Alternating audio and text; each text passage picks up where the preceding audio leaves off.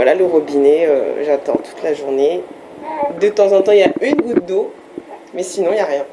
Florence entame aujourd'hui son 10e jour sans eau. Cette habitante d'un quartier de M'Sapéré devrait pourtant avoir de l'eau en journée de 8h à 16h. Depuis le 17 juillet, à la prise de décision des coupures journalières, on n'a pas d'eau. Parce que l'eau n'a pas le temps de remonter dans nos canalisations, donc on n'a pas d'eau du tout. Mon mari part le matin au boulot avec des bouteilles vides qu'il va remplir chez de la famille, et puis le soir il les ramène. Cette mère de famille n'a pas d'autre choix que de s'adapter et elle a dû revoir toute son organisation. Les repas se font avec des assiettes et des gobelets en carton et la famille consomme chaque jour un pack d'eau minérale. Mais ce qui inquiète le plus Florence reste la question de l'hygiène pour ses enfants.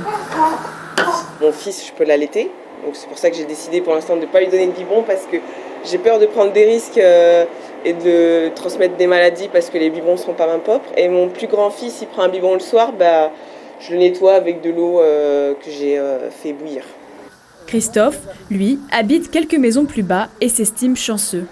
On a de l'eau dans cette résidence à peu près tous les jours, mais seulement quelques heures par jour. En gros de 10h jusqu'à 4h l'après-midi, pas plus. La pression est très faible, elle n'est pas suffisante par exemple pour faire tourner une machine à laver. C'est vraiment très difficile. On a très peu de pression. Une vingtaine de foyers habitent dans ce quartier. D'après eux, les coupures sont fréquentes et ceci depuis plusieurs années. Les habitants ont contacté à plusieurs reprises la SMAE qui leur a répondu être conscient de la situation sans leur apporter de solution.